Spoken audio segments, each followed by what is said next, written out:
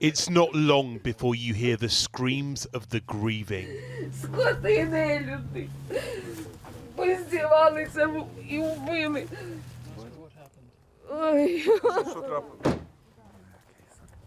Or see the silent stares. Not long before you find a search for the missing, made with the knowledge of where it might end.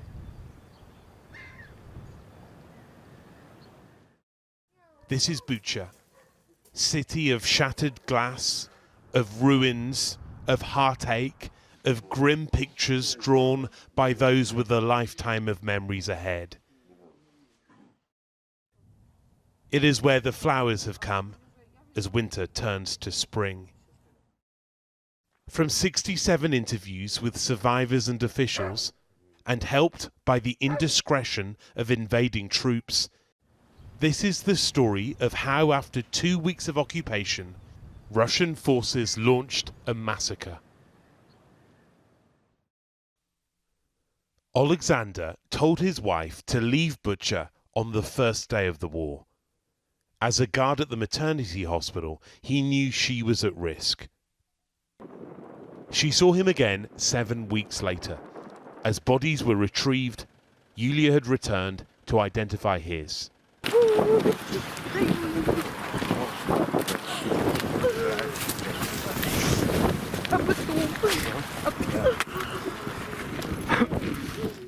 Куча планов было. И даже уже после ранения, когда его ранили, вот когда он мне 8 числа позвонил, он там лежал на границе жизни и смерти, а он мне говорит: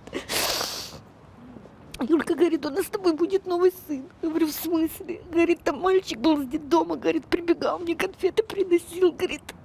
Я ему пообещал, как все закончится, я его заберу. Our analysis reveals that Russian forces shifted tactics during the second week of the invasion. They were struggling to advance beyond this bridge and broadened their targets to civilians as early as the 7th of March. Nearby, a 40-mile convoy sent to surround Kyiv was being forced back. Their plan wasn't working, a mass grave was dug. Young conscripts were reinforced by more Chechen fighters. The town hall is where survivors now come for help. But during the occupation, it's where panicked Russians came to kidnap whoever they could find. Their victims recall how their young captors agonized over whether to defy orders to kill the hostages. Discipline was breaking down. His comrade said he would refuse to do that because it would come back to bite him. The other one said he would not do it either because it would come back to bite him too. After the 15th of March, the mood changed. Our people who saw the soldiers said they would undress people, people would disappear. It looked like different troops had come in. They were more aggressive.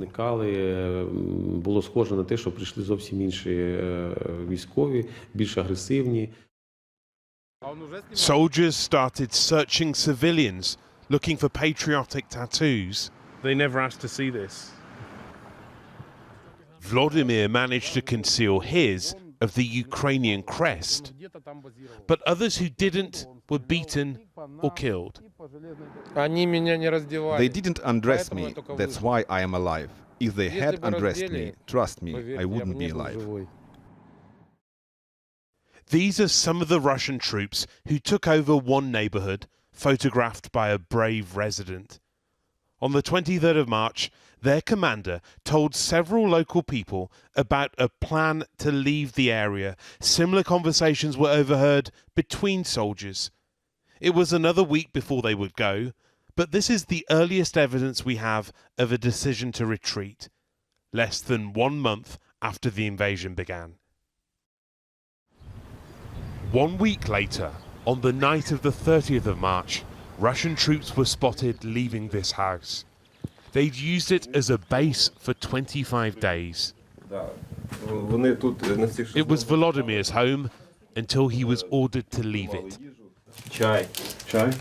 And we're with him as he returns to see what the Russians did. There are clothes and ration packs left behind. Bottles of wine which were brought in and drunk during the occupation. Then there are the Ukrainian uniforms. We don't know what happened to the soldiers who wore them, but from what we've gathered, this was a place where Ukrainians were taken to be tortured and possibly killed. War crimes. You can see they were committing war crimes, and they were trying to hide it by burning everything. This timetable of a massacre reveals what happened when Russia's plan didn't work. But this was only 1 month, only one city, and the war goes on. Rohit Katru, ITV News, Bucha.